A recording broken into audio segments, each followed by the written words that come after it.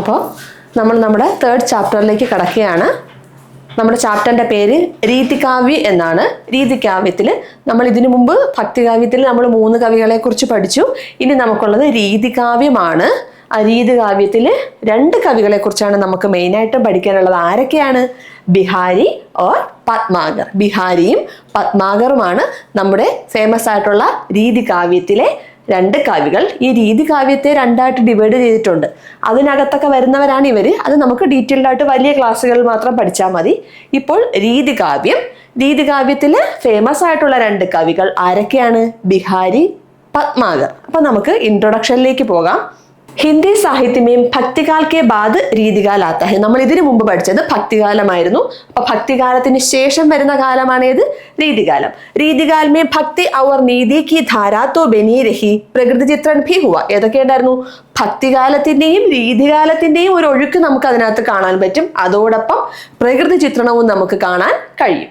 साथ ही उसकी कुछ और भी विशेषताएं थी, जैसे श्रृंगार वर्णन की അതിശയത और ഭാവ തഥാ ഭാഷാ का विलक्षण പ്രസ്തുതീകരണം. ഈ പറഞ്ഞ കാര്യങ്ങൾ മാത്രമല്ലാതെ കുറച്ച് സവിശേഷതകൾ കൂടിയുണ്ട്. ശൃംഗാര വർണ്ണനവും അതിന്റെ ഒരു അതിശയതയും ഭാവവും ഭാഷയുടെ വിലക്ഷണതയും ഒക്കെ നമുക്കിതിൽ കാണാം. ഇസ് കാൽ की കാവ്യഭാഷ ബ്രജ് ഹെ. ഏതാണ് ഭാഷ? ബ്രജ് ഭാഷ. അപ്പൊ നമ്മൾ ബ്രജ് ഭാഷ പറയുമ്പോഴത്തേക്കും നമ്മൾ ശ്രദ്ധിക്കണം, നമ്മൾ ഇതിനു മുമ്പ് പഠിച്ച പാഠത്തിൽ എന്തെന്നാ പറഞ്ഞിരുന്നത്? തുളസീദാസിന്റെ ഭാഷ, രാമചരിതമാനസിലത് ഭാഷ എന്തായിരുന്നു? അവധിയായിരുന്നു. പിന്നെ വന്ന 2 പേർക്കുള്ളതും നമ്മൾ ബ്രജാണ് പഠിച്ചത്. അതില് മീരാഭായിയുടെ ബ്രജഭാഷയാണെങ്കിലും വേറെ 1-2 ഭാഷകളുടെ കൂടെ കൂട്ടിക്കലർത്തൽ അതിനകത്ത് ഉണ്ടെന്ന് പറഞ്ഞു. ഇവിടെ നമുക്ക് ഭാഷ ഏതാണ്? ബ്രജഭാഷയാണ്. അത് മാത്രമല്ല ദോഹ, സവയ്യ ഔർ കവിത്ത് ഇസ് കാൽ കി പ്രമുഖ ചന്ദ് ഹെ. ഈ പറയുന്ന ചന്തങ്ങൾ കൂടി ആ കവിതയിൽ നമുക്ക് കാണാൻ കഴിയും. രീതികാൽ കെ അനേക ധാരാവും സെ ജുഡേ കई പ്രമുഖ കവി ഹെ. ബിഹാരി അവർ പത്മാഗർ ഫി ഇൻ പ്രമുഖ കവിയോമേം ഷാമിൽ ഹെ. രീതികാലത്തില് ഒരുപാട് കവികളുണ്ടെങ്കിലും അതിൽ ഫേമസ് ആയിട്ടുള്ള 2 പേരാരൊക്കെയാണ്? നമ്മുടെ ആരൊക്കെ? ബിഹാരിയും പത്മാഗറുമാണ്. ഇനിയും ക്രമശഃ രീതി സിദ്ധ് അവർ രീതിബദ്ധ് കവി ഭി കഹാ ജാത്ത ഹെ. ഇവരെ എന്തെന്ന് വിളിക്കുന്നു? രീതി സിദ്ധ് പിന്നെ രീതിബദ്ധ് കവികൾ എന്ന് വിളിക്കുന്നു. इन कवियों में रीतिकाल के अनेक प्रवृत्तियों को देखा जा सकता है. बिहारी ने अपने अद्भुत भाषा सामर्थ्य के कारण अपने दोहों में गहरी अर्थ संभावनाएं भर दी. അപ്പൊ രീതിസിദ്ധ കവികളെന്നും രീതിബദ്ധ കവികളെന്നും ഒക്കെ ഇവരെ വിളിക്കുന്നുണ്ട്. പിന്നെ എന്താ പറഞ്ഞത്? ബിഹാരിയുടെ ഒരു കഴിവ് എന്താണ്? തന്റെ അത്ഭുതമായ ഭാഷാ സാമർഥ്യം. ഭാഷയിൽ അദ്ദേഹത്തിന് നല്ല സാമർഥ്യം ഉള്ളത് കൊണ്ട് തന്നെ അദ്ദേഹത്തിന്റെ ദോഹകളിൽ നമുക്ക് നല്ല ആഴത്തിലുള്ള അർത്ഥം കാണാൻ പറ്റും. അതായത് കവിത കണ്ടു കഴിഞ്ഞാൽ, ദോഹ കണ്ടാൽ നമുക്കൊരു അർത്ഥം ഫീൽ ചെയ്യുമെങ്കിലും ഡീറ്റെയിൽഡ് ആയിട്ട് നോക്കിക്കഴിഞ്ഞാൽ അതിന് നല്ല ആഴത്തിലുള്ള അർത്ഥം നമുക്ക് മനസ്സിലാക്കാൻ കഴിയും. ഇസി ഗുണ के कारण बिहारी के देहों को गागर में सागर कहा गया है. അതുകൊണ്ടാണ് ബിഹാരിയുടെ ദോഹകളെ എന്തെന്ന് വിളിക്കുന്നത്? ഗാഗർ മേം സാഗർ. അതായത് അദ്ദേഹത്തിന്റെ കവിതകൾക്ക് എന്തുണ്ട്? ദോഹകൾക്ക് നല്ല ആഴത്തിലുള്ള അർത്ഥവ്യാപ്തി ഉണ്ട് അല്ലെ? അതായത് കണ്ടു കഴിഞ്ഞാൽ നമുക്കൊരു ചെറുതായിട്ടേ തോന്നത്തുള്ളെങ്കിലും നല്ല പരപ്പുണ്ട്, അതിന് നല്ല ആഴമുള്ള അർത്ഥങ്ങളാണ് അദ്ദേഹത്തിന്റെ ദോഹകളിൽ ഉള്ളത്. അതുകൊണ്ട് അദ്ദേഹത്തെ എന്തെന്ന് പറയുന്നു? ഗാഗർ മേം സാഗർ. നോട്ട് ചെയ്ത് വെച്ചേക്കണം, ഗാഗർ മേം സാഗർ. വസന്ത और होली के समय को श्रृंगार से जोड़ देने में पटनागर की भी ഖ്യാതി. എന്താണ്? വസന്തകാലത്തിനെയും ഹോളിയുടെ സമയത്തും ഒക്കെ അദ്ദേഹം എന്താണ് അതിന് പ്രാധാന്യം കൊടുത്ത് രചനകൾ അദ്ദേഹം നടത്തിയിട്ടുണ്ട്. ഈ പാഠത്തിൽ നമ്മൾ ബിഹാരിയുടെയും പത്മാഗറിന്റെയും കുറിച്ച് ദോഹകളാണ് പഠിക്കാൻ പോകുന്നത്. ശ്രദ്ധിച്ചോണം. അതിൽ നമ്മൾ ആദ്യം പഠിക്കുന്ന കവി ബിഹാരിയാണ്. ബിഹാരിയെ കുറിച്ചാണ് ഏറ്റവും ആദ്യം പറയുന്നത്. നോക്കിക്കേ, ബിഹാരിയുടെ ദോഹ സ്റ്റാർട്ട് ചെയ്യുകയാണ്. കബ് കോ ഠേരത്ത് ദീൻ റെഡ് ഹൊത്ത് ന ശ്യാം സഹായ് തും ഹൂം ലാഗി ജഗത് ഗുരു ജഗന്നാഥ് ജഗ്വായ്. ഇതാണ് നമ്മുടെ ബിഹാരിയുടെ പിക്ചർ തന്നിട്ടുണ്ട്. ബിഹാരിയാണ് ഉള്ളത്. അദ്ദേഹത്തിന്റെ ആദ്യത്തെ പദം എന്താണ്? കബ് കോ ഠേരത്ത് ദീൻ റെഡ് ഹോദ് ന ശ്യാം സഹായ് തും ഹൂം ലാഗി ജഗത് ഗുരു ജഗന്നാഥ് ജഗ്വായ്. അതായത് അദ്ദേഹം ഭഗവാനോട് പറയുകയാണ്, കൃഷ്ണനോട് പറയുകയാണ്, ഞാൻ എത്ര നേരമായി അദ്ദേഹത്തെ എന്ത് ചെയ്യുന്നു? വിളിക്കുന്നു, പ്രാർത്ഥിക്കുന്നു. എന്താണ്? എന്റെ സങ്കടങ്ങളൊന്നും അകറ്റിത്തരാം. അതായത് നമുക്ക് എല്ലാവർക്കും സങ്കടങ്ങളും വിഷമങ്ങളും ഉണ്ട് അല്ലെ? അപ്പൊ ഈ വിഷമങ്ങളും സങ്കടങ്ങളും വരുമ്പോൾ നമ്മൾ ഓട്ടോമാറ്റിക്കായിട്ട് ആരെയും വിളിക്കും? ഈശ്വരനെ വിളിക്കും. അപ്പൊ നമ്മുടെ റഹീം എന്ത് ചെയ്യുകയാണ്? റഹീമല്ല, ബിഹാരി എന്ത് ചെയ്യുകയാണ്? അദ്ദേഹത്തിന് സങ്കടം വന്ന സമയത്ത്, അദ്ദേഹത്തിന് ഒരു സഹായം വേണ്ട സമയത്ത് അദ്ദേഹം ഈശ്വരനെ എന്ത് ചെയ്യുകയാണ്? അഗാധമായി പ്രാർത്ഥിക്കുകയാണ്. പക്ഷെ ഈശ്വരൻ അദ്ദേഹത്തെ എന്ത് ചെയ്യുന്നില്ല, സഹായിക്കുന്നില്ല. ഈശ്വരൻ അദ്ദേഹത്തിന് വേണ്ടി യാതൊരു കാര്യങ്ങളും ചെയ്തു കൊടുക്കുന്നില്ല എന്നാണ് അദ്ദേഹം പറയുന്നത്. അതിന്റെ ഡീറ്റെയിൽഡ് ആയിട്ടുള്ള എക്സ്പ്ലനേഷൻ നിങ്ങൾക്ക് താഴെ സമ്മറിയിൽ തന്നിട്ടുണ്ട്. നമുക്ക് അത് വായിക്കുമ്പോൾ കൂടുതൽ മനസ്സിലാകും. കനക് തൗ സൗഗുനി മാതകത അധികായ് വാഖായേ ബൗരാത് ഹേ യാ പായേ ബൗരായ്. എന്തെന്നാ കനക് 2 വട്ടം ഒരേ വേർഡ് റിപ്പീറ്റ് ചെയ്തിട്ടുണ്ട്. കനക് എന്ന് വെച്ചാൽ എന്താണ്? ആദ്യത്തെ കനകം നമുക്കറിയാം. നമുക്ക് കനകം എന്ന് കേൾക്കുമ്പോൾ തന്നെ എന്താ? സ്വർണമാണ് നമുക്ക് മനസ്സിലാകുന്നത് അല്ലേ. രണ്ടാമത്തെ കനക് എന്ന് പറയുന്നത് ധതൂര എന്ന് പറയുന്നത്, അതായത് നമ്മൾ ഒരു വിഷക്കായുണ്ട്, ഒരു വല്ലാത്തൊരു ആ കാ കഴിച്ചു കഴിഞ്ഞാൽ നമുക്കൊരു വല്ലാത്ത മാദകത, ഒരു വല്ലാത്ത നമ്മൾ ലഹരി പോലെ ഫീൽ ചെയ്യുന്നതാണ് പറയുന്നത്. അങ്ങനെ ഒരു കായുണ്ട്. അതിന് മലയാളത്തിലൊരു പേര് പറയും. അത് ടീച്ചറിന്റെ മനസ്സിൽ നിന്ന് പോയി നമ്മളത് താഴേക്ക് വരുമ്പോഴത്തേക്കും നമുക്കത് ഓർമ്മ വരുമ്പോൾ ടീച്ചർ പറയാം. ഉമ്മത്തിൻ കായ, നമ്മൾ എന്താ പറയുന്നത്? ഉമ്മത്തിൻ കായ എന്നാണ് പറയുന്നത്. അപ്പം ആദ്യത്തെ കനകം എന്തായിരുന്നു? സ്വർണമായിരുന്നു. രണ്ടാമത്തെ കനകം എന്ന് ഉദ്ദേശിക്കുന്നത് ഉമ്മത്തിൻ കായയാണ്. മാദകത അധികായി. അപ്പൊ അതിനകത്ത് ഏറ്റവും കൂടുതൽ മാദകത തോന്നുന്നത് ഏതിനാണ്? ഉമ്മത്തിൻ കായ കഴിച്ചു കഴിഞ്ഞാൽ നമുക്ക് എന്ത് ചെയ്യും? നമ്മൾ ഒരു ലഹരി പോലെയാണ്. അത് കുറച്ചു നേരം നമുക്ക് നിൽക്കും. വാ ഖായേം ബൗരാത് ഹേ യാ പായേം ബൗരായ്. അതിന് കുറച്ച് ലഹരി മാത്രമേ ഉള്ളൂ. ആ ലഹരി എന്ത് ചെയ്യും? കുറച്ച് കഴിയുമ്പോഴത്തേക്കും അങ്ങ് മാറും. പക്ഷെ നമുക്ക് ആരോടുള്ള മാദകത? കനകം മീൻസ് സ്വർണം, സമ്പത്തിനോടുള്ള മാദകത നമുക്ക് ഒരിക്കലും കുറയില്ല. അത് നമ്മളെ എന്താക്കും? ബൗരായ്, നമ്മളെ ഭ്രാന്തന്മാർ, അതായത് ആർത്തി ഉള്ളവനാക്കുമെന്ന് പറയുന്നു. അതായത് 2 കനകത്തെ പറ്റി പറയുന്നുണ്ട്. അതിലൊന്ന് സ്വർണവും ഒന്ന് ഉമ്മത്തിൻ കായ എന്ന് പറയുന്ന ഒരു വസ്തുവാണ്. അത് കഴിക്കുമ്പോൾ നമുക്കൊരു ലഹരി തോന്നും. കവി പറയുകയാണ്, ആ ലഹരി അല്പസമയം കഴിയുമ്പോൾ നമ്മളിൽ നിന്ന് എന്ത് ചെയ്യും? അകന്നു പോകും. ആ സമയത്ത് നമ്മൾ എവിടെയൊക്കെയോ പോകുന്നതായിട്ടൊക്കെ തോന്നുമെങ്കിൽ പോലും അത് കഴിയുമ്പോൾ ആ ലഹരി നമ്മളിൽ നിന്ന് വിട്ടുപോകും. പക്ഷെ നമ്മളെ ഒരിക്കലും മനുഷ്യനിൽ നിന്ന് മാറാത്ത ലഹരി എന്താണ്? സമ്പത്ത്, ആർത്തി അല്ലേ. എത്ര കിട്ടിയാലും ഇനിയും വേണം എന്നുള്ള ആ ആർത്തി. അതിനെപ്പറ്റിയാണ് നമ്മുടെ ബിഹാരി ഇവിടെ പറഞ്ഞിരിക്കുന്നത്. ബത്തരസ് ലാലജ് ലാലിക്കി മുരളീധരി ലുക്കായ് സൗഹ് കരൈ ഫൗഘനു ഹസൈ ദൈനിക ഹൈ നഡ്ജായ്. എന്തെന്നാ പറയുന്നത്? ഒരു ഗോപികയെ പറ്റിയാണ് പറയുന്നത്. ആ ഗോപിക എന്തായിരുന്നു? ഗോപികമാർക്ക് ആരോടാണ് ഏറ്റവും കൂടുതൽ ഇഷ്ടം? കൃഷ്ണനോടല്ലേ. കൃഷ്ണനോട് പൊതുവെ എല്ലാ കുട്ടികൾക്കും ഭയങ്കര വല്ലാത്തൊരു ഇഷ്ടമുള്ള ഒരു ദൈവമാണ് ശ്രീകൃഷ്ണൻ അല്ലേ. അപ്പം ശ്രീകൃഷ്ണന്റെ കയ്യിൽ എപ്പോഴും ഉള്ളൊരു സംഭവം എന്താണ്? അദ്ദേഹത്തിന്റെ ഓടക്കുഴലാണ്. അത് അദ്ദേഹത്തിന്റെ കൈകളിൽ എപ്പോഴും കാണും. അപ്പം അദ്ദേഹത്തിന്റെ ഗോപികമാർ എന്ത് ചെയ്യുന്നു? ഒരു ഗോപിക അദ്ദേഹത്തിന്റെ ഓടക്കുഴൽ അദ്ദേഹത്തിൽ നിന്ന് എടുത്തു മാറ്റുകയാണ്. അപ്പൊ അതിനെ അന്വേഷിച്ച് ആര് വരും? ശ്രീകൃഷ്ണൻ തങ്ങളുടെ അടുത്ത് വരുമെന്നും തന്നോട് സംസാരിക്കുമെന്നും ആര് കരുതുന്നു? ആ ഗോപിക കരുതുന്നു. അത് ഭഗവാൻ അത് ആ കുട്ടിയോട് ആവശ്യപ്പെടുന്നുണ്ട്. ഗോപികയോട് തന്റെ ഓടക്കുഴൽ എനിക്ക് തിരിച്ചു തരാൻ പറയുന്നെങ്കിലും ആ ഗോപിക എന്ത് ചെയ്യുന്നില്ല? അത് കൊടുക്കാൻ തയ്യാറാകുന്നില്ല. കൊടുക്കാം എന്ന് പറഞ്ഞ് ഭഗവാനെ എന്ത് ചെയ്യുകയാണ്? കബളിപ്പിക്കുകയാണ് ചെയ്യുന്നത്. ആ കുട്ടി അങ്ങനെ ചെയ്യുന്നതിന്റെ ലക്ഷ്യം എന്താണ്? അപ്പോഴെങ്കിലും കണ്ണന തന്നോട് എന്ത് ചെയ്യും? സംസാരിക്കുമല്ലോ, തൻ്റെ അടുത്ത് നിൽക്കുമല്ലോ എന്നുള്ള ഒരു താല്പര്യത്തിലാണ് ഗോപിക അങ്ങനെ ചെയ്യുന്നത്. അഹ്ലാനെ ഏകത്ത് ബസത് അഹി മയൂർ മൃഗബാഖ് ജഗത്ത് തപോവൻ സൗക്കിയോ ദീരഖ് ദാഖ് നിദാഖ്. എന്തെന്നാ പറയുന്നത്? കുറച്ച് മൃഗങ്ങളെ പറ്റിയാണ്. ആരാണ്? അഹി എന്ന് പറയുന്നത് എന്താണ്? നമുക്കിവിടെ തന്നിട്ടുണ്ട്. അഹി മീൻസ് സാമ്പ് എന്ന് വെച്ചാൽ പാമ്പ്. മയൂർ എന്താണ്? മയിൽ, പീക്കോക്ക്. മൃഗം എന്താണ്? മാനാണ് അല്ലേ. അപ്പം ഈ പറയുന്ന ജീവികളൊക്കെ എന്ത് ചെയ്യുന്നൂടാ? തപോവനം മീൻസ് നല്ല കാട്, ഉൾക്കാട്ടിൽ തപോവനത്തിലാണ് പണ്ട് മഹർഷിമാരൊക്കെ എന്ത് ചെയ്യുന്നത്? തപസ് ചെയ്യുന്നത്. അത്രത്തോളം പരിശുദ്ധമായ ഒരു സ്ഥലമാണ് തപോവനം. അപ്പം ഈ പറയുന്ന ജീവികളൊക്കെ പരസ്പരം അങ്ങോട്ടും ഇങ്ങോട്ടും ആക്രമിക്കുന്നവരാണ്. ഒരാൾ മറ്റൊരാളെ വേട്ടയാടുന്നവരാണെങ്കിൽ പോലും എന്താണ്? ദീർഘമായ തോന നാളേക്ക് നിൽക്കുന്ന നിദാഖ് മീൻസ് ചൂട്, ഗർമിയെ താപം, ഒരുപാട് നാള് നീണ്ടു നിൽക്കുന്ന ആ ചൂട് കാലാവസ്ഥ വരുന്ന സമയത്ത് ഇവരെല്ലാവരും എവിടെ ഒത്തുകൂടും? തപോവനത്തിൽ ഒത്തുകൂടും. അപ്പോൾ അവരുടെ ഉള്ളിൽ എന്തില്ല? അങ്ങോട്ടും ഇങ്ങോട്ടും കൊല്ലണമെന്നുള്ള വൈരാഗ്യം അവരുടെ മനസ്സിലില്ല. അപ്പം പരസ്പരം അങ്ങോട്ടും ഇങ്ങോട്ടും കണ്ടാൽ കീറി മുറിക്കാനുള്ള ദേഷ്യം അവർക്കുണ്ടെങ്കിൽ പോലും ഈ ഒരു കാലാവസ്ഥ വരുമ്പോൾ അവർ തപോവനത്തിൽ എന്ത് ചെയ്യും? നല്ല ഐക്യത്തോടു കൂടി ഒത്തുകൂടുമെന്ന് ആര് പറയുന്നു? നമ്മുടെ ബിഹാരി പറയുന്നു. അപ്പം ഈ 4 എണ്ണമാണ് ഇതിൽ തന്നേക്കുന്നത്. ഇനി നമുക്ക് അതിന്റെ ഡീറ്റെയിൽസിലേക്ക് കിടക്കാം. ഒന്നാമത്തത് നമ്മൾ നേരത്തെ ചെറിയ രീതിയിൽ ടീച്ചർ പറഞ്ഞു തന്നിരുന്നു. ഇനി അതിന്റെ ഡീറ്റെയിൽഡ് ആയിട്ടുള്ള സമ്മറി നമുക്ക് നോക്കാം. കബുക്കോ ഠേരത്ത് ദീൻ റെഡ് ഹോത്തന ശ്യാമ സഹായ് തുംഹൂം ലാഗി ജഗത് ഗുരു ജഗന്നാഥ് ജഗവായ്. प्रस्तुत दोहा रीतिकाल के प्रसिद्ध कवि बिहारी के सुप्रसिद्ध काव्य ग्रंथ ബിഹാരി സത്സൈസെ ലിയാ ഗയാ ഹെ. അപ്പൊ നിങ്ങൾക്ക് ബിഹാരിയുടെ ദോഹയാണ് എന്ന് പറയുന്നെങ്കിൽ പോലും ആ ദോഹ ഏതിൽ നിന്ന് എടുത്തതാണ്?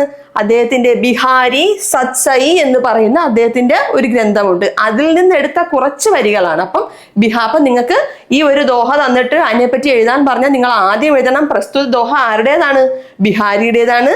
അത് അദ്ദേഹത്തിന്റെ കാവ്യഗ്രന്ഥമായ ബിഹാരി സത്സൈയിൽ നിന്ന് ഉദ്ധരിച്ചിട്ടുള്ളതാണ്. ओके, व्याख्या തന്നിട്ടുണ്ട്.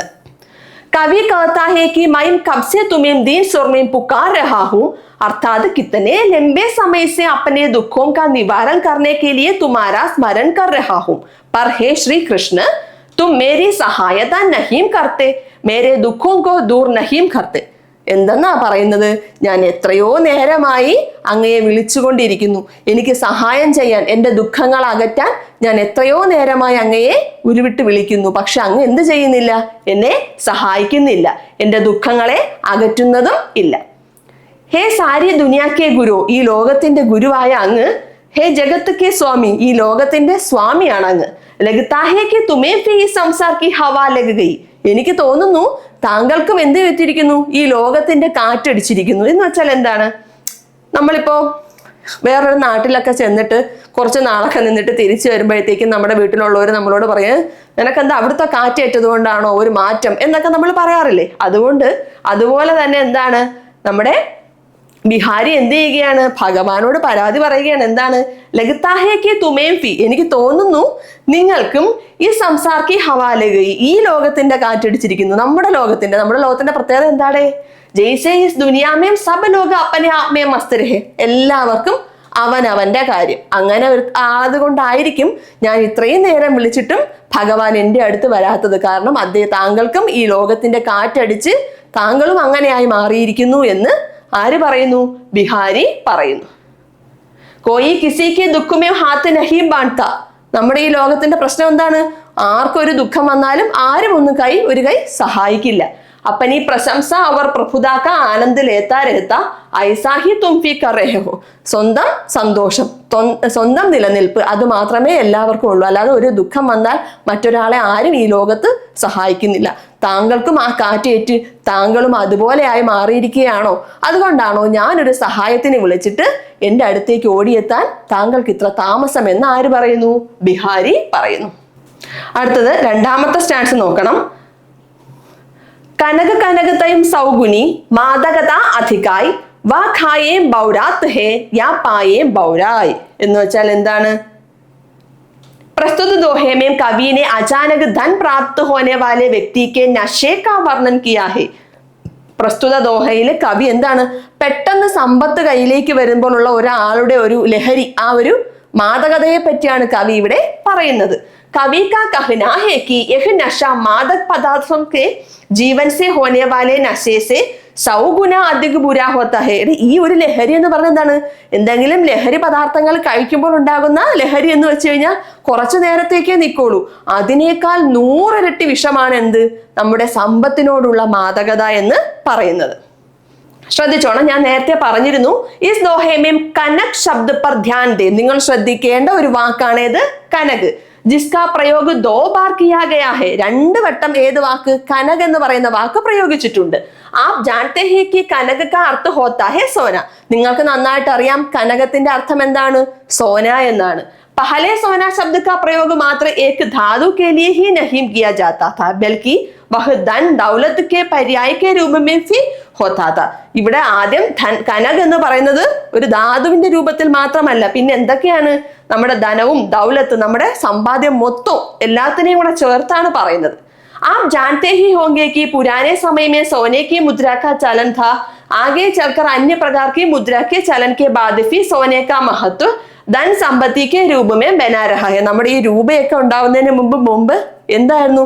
സ്വർണത്തിനായിരുന്നു, അതിന്റെ നാണയങ്ങളൊക്കെ ആയിരുന്നു ഉണ്ടായിരുന്നത്. പിന്നെയാണ് എന്ത്? പേപ്പറിലും മറ്റുമൊക്കെ രൂപ അച്ചടിച്ച് തുടങ്ങിയേക്കുന്നത് അല്ലേ? അപ്പൊ അതിനുശേഷം ആ പേപ്പർ പോലുള്ള എന്താണ് പൈസയുടെ കാര്യങ്ങൾ വന്ന ശേഷം എന്ത് ചെയ്തു?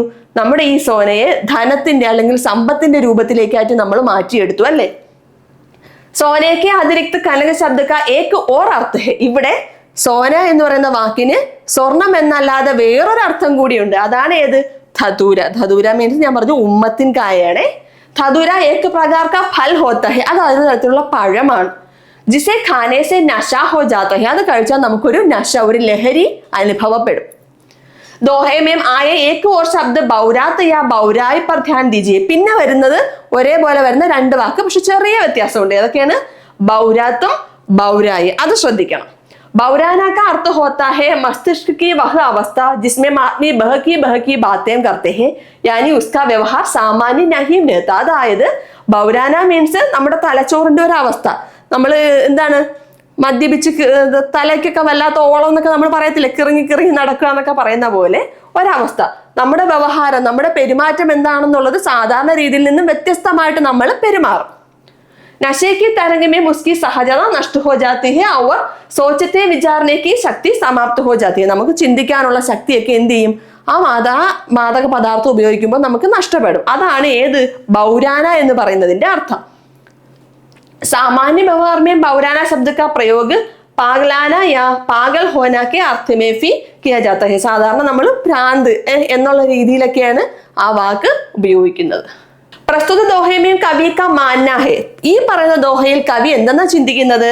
സോനയമേം ദദൂരേസെ സൗഗുണ അധിക നശ ഹോത്ത ഹെ, സ്വർണത്തിന് ദദൂരയേക്കാൾ എന്ത് 100 മടങ്ങ് അധികം ലഹരിയുണ്ട്. ക്യോംകി ദദൂരേക്കെ തോ ഖാനെ സെ ആദ്മി മദ്ഹോഷ് ഹോത്ത ഹെ, കാരണം ദദൂര കഴിക്കുമ്പോൾ ആദ്മി എന്താവും? ഒരു ഉന്മാദ അവസ്ഥയിലാകും. ജബിക്ക് സോന മിൽ ജാനെ പർ ഉസ്കി സ്ഥിതി ഇസ്സേ ഭി ബുരാ ഹോ ജാതി ഹെ, പക്ഷെ സ്വർണം കിട്ടിയാലോ, സമ്പത്ത് കിട്ടിയാലോ, സ്വർണം എന്ന് പറയുമ്പോൾ ഒറിജിനൽ സ്വർണം മാത്രമായിട്ട് കരുതരുത്, നമ്മുടെ സമ്പത്ത്, പണം എല്ലാം അതിൽ വരും. അത് കിട്ടുമ്പോഴോ നമ്മൾ എന്താവും? ബുരി ഹോ ജാതി ഹെ, നമ്മൾ അത് എങ്ങനെയെങ്കിലും ഉണ്ടാക്കാൻ വേണ്ടി ഏത് മാർഗവും സ്വീകരിക്കുന്ന ഒരവസ്ഥയിലേക്ക് നമ്മൾ പോകും. തൻകി മാദകത ഇസ്ലിയെ അധിക ഹെ കി ഉസ്കാ പ്രാപ്ത് ഹോനെ ഹി सिर चढ़कर बोलने लगता है, जबकि मादक द्रव्य तो सेवन करने पर ही आदमी का सिर घुमाता है. अतः धन का नशा अन्य किसी भी प्रकार की नशे से अधिक मादक और खतरनाक है. മറ്റത് നമ്മൾ ആ ഫലം കഴിച്ചു കഴിഞ്ഞാൽ ഉണ്ടാകുന്ന മാദക രൂപം നമ്മൾ എന്തെങ്കിലുമൊക്കെ പറയും, നമ്മൾ സാധാരണയിൽ നിന്ന് മാറി പെരുമാറും എന്നുള്ളതല്ലാതെ അത് കുറച്ച് കഴിയുമ്പോൾ അവസാനിക്കും. പക്ഷെ പണത്തോട്, സ്വർണത്തോടുള്ള നമ്മുടെ ആർത്തി കൂടിക്കഴിഞ്ഞാൽ, ആ മാദകത കൂടിക്കഴിഞ്ഞാൽ എങ്ങനെയും സമ്പന്നനാവുക എന്നുള്ള ഒരു ചിന്ത മാത്രമേ നമുക്ക് വരത്തുള്ളൂ. അത് നമ്മളെ എന്താകും? ചീത്ത ആളാക്കി മാറ്റും. മാദക പദാർത്ഥോं का नशा उन्हें सेवन करने के कुछ समय बाद उतर जाता है. മാദക പദാർത്ഥങ്ങൾ ഉപയോഗിച്ചു കഴിഞ്ഞാൽ ആ ഒരു നശ, ആ ഒരു ലഹരി കുറച്ച് സമയം കഴിയുമ്പോൾ അങ്ങ് ഇറങ്ങിപ്പോകും. കിന്തു സോനെ, അതായത് ധനത്തിനോടുള്ള നശ, സോന എന്ന് പറയുന്നെങ്കിൽ അവരെടുത്ത് പറയുന്നുണ്ട് ധൻ, സ്വർണം മാത്രമായിട്ട് കണക്കാക്കരുത്, നമ്മുടെ ധനങ്ങളെല്ലാം അതിനകത്ത് വരും. और जीवन की अन्य गतिविधियों पर उसका चढ़ा हुआ रंग तरह तरह से दिखाई देता है. അപ്പോൾ സ്വർണത്തോടും അല്ലെങ്കിൽ നമ്മുടെ പണത്തോടുള്ള ആർത്തി കൂടിയാൽ അത് ഒരിക്കലും അവസാനിക്കത്തില്ല.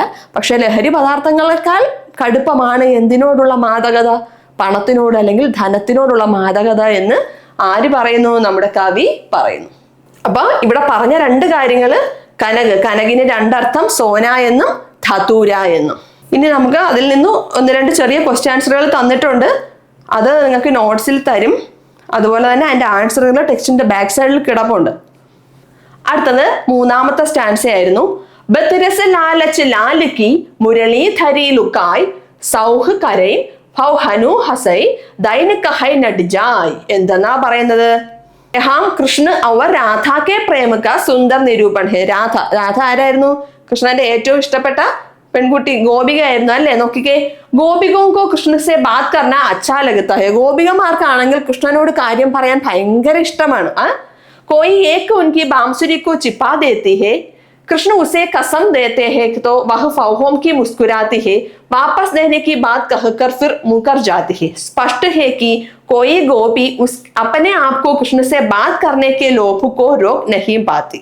കൃഷ്ണ ഉസ്സെ ബാത് കരീം ഇസ്കെ ലിയെ ഉസ്കി ബാംസുരി കഹീം ചിപ്പാ ദേത്തി ഹെ. ഞാൻ പറഞ്ഞതുപോലെയാണ്. എന്താ പറയുന്നത്? ഏതോ ഒരു ഗോപിക, അതായത് എന്താണ്, നമുക്കിവിടെ രാധ എന്ന് വേണമെങ്കിൽ സങ്കല്പിക്കാം. എന്താണ്? കൃഷ്ണന്റെ മുരളി എന്ത് ചെയ്യുന്നു? മാറ്റി വെക്കുന്നു. അത് അന്വേഷിച്ച് കൃഷ്ണൻ തങ്ങളുടെ അടുത്ത് വരുമെന്നും അപ്പോൾ കൊടുക്കാന്നൊക്കെ പറഞ്ഞ് അദ്ദേഹത്തെ കബളിപ്പിക്കുന്നുണ്ട്. ആ സമയത്ത് അദ്ദേഹം തങ്ങളോട് കാര്യം പറയുമെന്നും ആ ഗോപിക എന്ത് ചെയ്യുന്നു? ആഗ്രഹിക്കുന്നു. അതായത് അവർക്ക് അത്രത്തോളം സ്നേഹമാണ് ആരോട്? കൃഷ്ണനോട് ഉള്ളത്. कृष्ण द्वारा बांसुरी मांगने पर फाहों में हंसती है, वह बांसुरी वापस नहीं करती क्योंकि जितनी देर बांसुरी उसके पास रहेगी उतनी ही देर उससे बातें करने के लिए विवश होगी.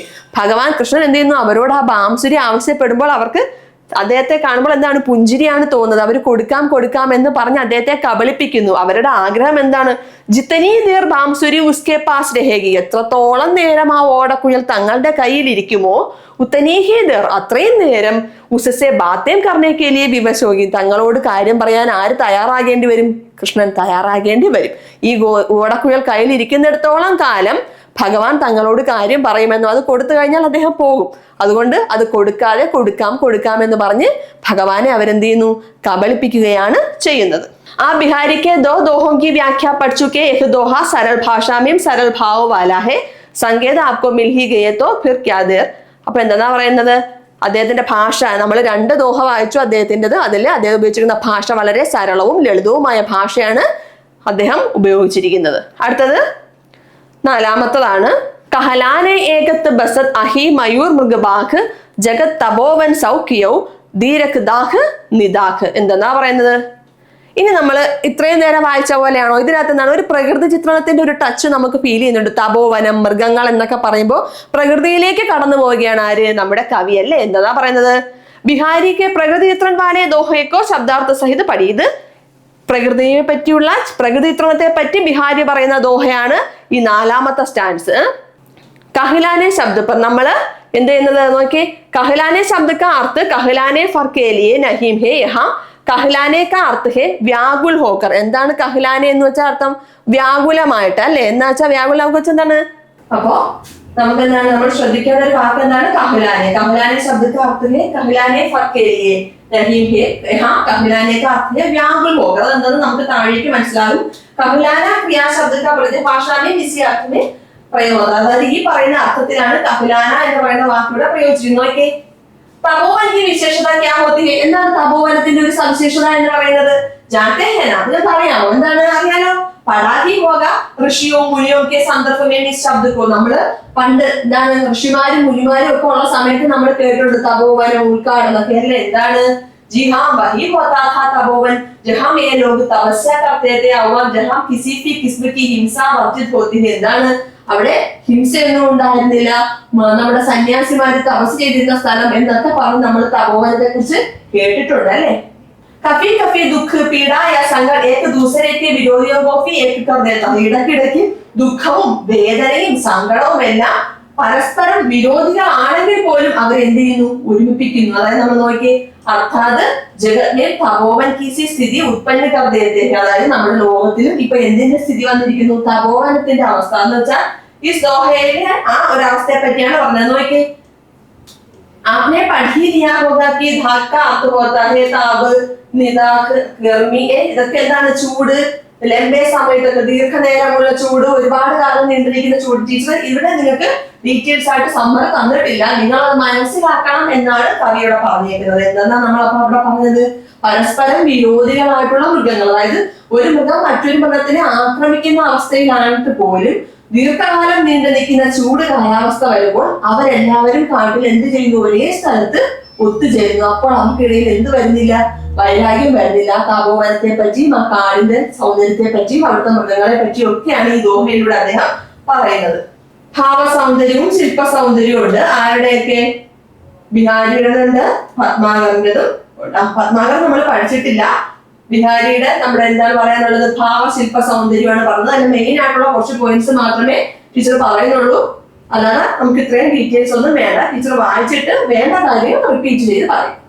അപ്പൊ ബിഹാരിയുടെ ഭാവ ശില്പ സൗന്ദര്യമാണ് നമ്മളിവിടെ പറയുന്നത്. നമുക്ക് ഈ പാഠത്തിന്റെ ഏറ്റവും ലാസ്റ്റ് നമ്മൾ കഴിഞ്ഞ പാഠത്തിൽ പഠിച്ച പോലെ എന്ത് ചെയ്തു, ആരോ ഇട്ട് നമുക്ക് അതിന്റെ സൗന്ദര്യത്തെ പറ്റി സെപ്പറേറ്റ് തന്നിട്ടുണ്ട്. आपने बिहारी के कुछ दोहों को पढ़ा और समझा. आपने अनुभव किया होगा कि कविवर बिहारी ने निदांत अनौपचारिक ढंग से लगभग मित्र भाव से कृष्ण का स्मरण किया है.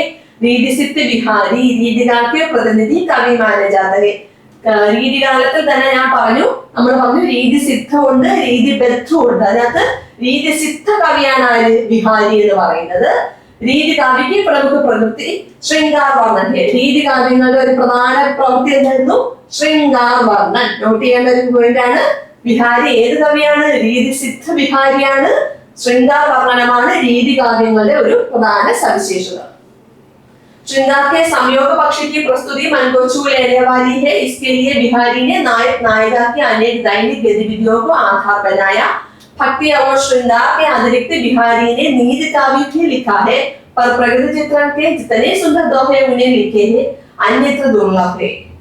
यद्यपि രീതികാൽ में प्रकृति के बहुत सुंदर चित्र मिलते हैं, എന്താണ് രീതികാവ്യത്തിൽ പ്രകൃതി ചിത്രത്തെ പറ്റിയുള്ള ഒരുപാട് കൃതികൾ ലഭിക്കുന്നുണ്ടെങ്കിൽ പോലും നമ്മുടെ ബിഹാരി വളരെ തുച്ഛമായിട്ട് മാത്രമേ എന്താണ് പ്രകൃതിയുടെ സൗന്ദര്യത്തെ പറ്റി എഴുതിയിട്ടുള്ളൂ. കവിത്ത് സവയ്യ ദേശീയ ചന്തോമേം ഹേ, എന്താണ് കൂടുതലും പ്രകൃതി ചിത്രത്തിൽ കൂടുതലും വരുന്നത് ഏതൊക്കെയായിരുന്നു? കവിത്ത് സവയ്യ തുടങ്ങിയ ഛന്ദങ്ങളാണ് കാണാൻ പറ്റുന്നത്. वहां वर्णन के लिए दोहे की तुलना में अधिक शब्द और पंक्तियां होती है। बिहारी ने प्रकृति के कोमल रुचिकर रूपों के साथ साथ प्राचंड रूप का भी वर्णन किया है। कवि बिहारी जीवन के विविध अनुभवों से संबंधित है और आयुर्वेद, ज्योतिष, राजनीति आदि अनेक शास्त्रों के ज्ञान है. എന്താണ് ജീവിതത്തിലെ വിവിധ അനുഭവങ്ങൾ കൊണ്ട് സമ്പന്നനാണ് ആര്? നമ്മുടെ ബിഹാരി അല്ലേ? അതുമാത്രമല്ല അദ്ദേഹത്തിന് ആയുർവേദം, ജ്യോതിഷം, രാജനീതി ഒക്കെ നല്ല ജ്ഞാനം പ്രാപ്തമാണ്. इसलिए उन्हें बहुज्ञ कवि कहा जाता है. അതുകൊണ്ട് അദ്ദേഹത്തെ ബഹുജ്ഞ ഒരുപാട് കാര്യങ്ങളെ പറ്റി അറിവുള്ള കവി എന്നാണ് അദ്ദേഹത്തെ അറിയപ്പെടുന്നത്. उनके अनेक दोहों में इस ज्ञान की छाप मिलती है. അദ്ദേഹത്തിന്റെ ദോഹ വായിച്ചു കഴിഞ്ഞാൽ അദ്ദേഹത്തിന്റെ ഈ അറിവുകൾ നമുക്ക് അതിൽ ദർശിക്കാൻ കഴിയും. ബിഹാരിനെ കാവ്യരചന ദോഹ ഛന്ദമേ की है. അദ്ദേഹം ഏത് ഛന്ദത്തിലാണ് കാവ്യരചന നടത്തിയിരിക്കുന്നത്? ദോഹ എന്ന് പറയുന്ന ഛന്ദമാണ് ഉപയോഗിച്ചിരിക്കുന്നത്. ഉൻകി ഭാഷ ബ്രജിക. അപ്പൊ നിങ്ങൾ നോക്കേണ്ടത് ഏത് ഛന്ദമാണ്? ബിഹാരിയുടെ കാവ്യരചനയിൽ ദോഹ ഛന്ദമാണ്. ഭാഷ ബ്രജ ഭാഷയാണ്. പ്രായः സാരാ രീതികാലിന്റെ കാവ്യ ബ്രജഭാഷയെ രചാകരൻ. സാധാരണ രീതി പറഞ്ഞാൽ രീതികാലിന്റെ കാര്യങ്ങളിലൊക്കെ കോമൺ ആയിട്ട് യൂസ് ചെയ്തിരിക്കുന്ന ഭാഷ ഏതാണ്? ബ്രജഭാഷയാണ്. अपने माधुर्य के कारण ब्रजभाषा श्रृंगार और प्रकृति चित्रण के लिए उपयुक्त है. എന്താണ് ശൃംഗാരം, പ്രകൃതി ചിത്രണം ഒക്കെ വരുന്ന സമയത്ത് ഏത് ഭാഷയാണ് കൂടുതൽ ഉപയോഗിക്കുന്നത്? ബ്രജഭാഷ. കാരണം ആ ഭാഷയ്ക്ക് അതിൻ്റെതായ ഒരു മാധുര്യം ഉണ്ട്. बिहारी की भाषा प्रयोग में बहुत व्यापकता है. संस्कृतनिष्ठ तत्सम शब्दों को लेकर आम बोलचाल की शब्दों तक का प्रयोग उन्होंने किया है. लोग में प्रचलित मुहावरों अत्यंत सटीक प्रयोग उनका काव्य भाषा की विशेषता है. सबसे अधिक सराहनीय है उनकी भाषा की लाक्षणिकता, यानी सामान्य से लिखने वाले वर्णन में लिखित अर्थचारिता, चारित्व और अनेक अर्थों की संभावना है. कवि बिहारी ने अनुप्रास, यमक और श्रेष्ठ अलंकारों का सुंदर प्रयोग किया है. അപ്പൊ ഏതൊക്കെ അലങ്കാരങ്ങളാണ്? അനുപ്രാസ്, യമക്, ശ്രേഷ്ഠ അലങ്കാരങ്ങൾ ഉപയോഗിച്ചിട്ടുണ്ട്. ഇത് കൂടാതെ ഉൽപ്രേക്ഷ, രൂപക്, വക്രോക്തി, പുനരുക്തി, സന്ദേഹ, ഭ്രാന്തിമാൻ, വീക്സ, ദൃഷ്ടാന്ത് ആദ്യ അലങ്കാരങ്ങൾ പ്രഭാവി ഉപയോഗിക്കുക. നമ്മൾ കേട്ടില്ലാത്ത കുറെ അലങ്കാരങ്ങളൊക്കെ ഉണ്ട്, അവയൊക്കെ അദ്ദേഹം പ്രയോഗിച്ചിട്ടുണ്ട്. അപ്പൊ ഭാഷ ബ്രജഭാഷയാണ്. പിന്നെ എന്താണ് പറയുന്നത്? അദ്ദേഹത്തെ എന്തെന്ന് അറിയപ്പെടുന്നത് നമ്മൾ പറഞ്ഞു? ഗാഗർഭ്യം സാഗർ. അതായത് അദ്ദേഹത്തിന്റെ രചനകൾക്ക് അർത്ഥവ്യാപ്തി ഒരുപാടുള്ളത് കൊണ്ട് അദ്ദേഹത്തെ അങ്ങനെ അറിയപ്പെടുന്നു എന്ന് പറയുന്നു.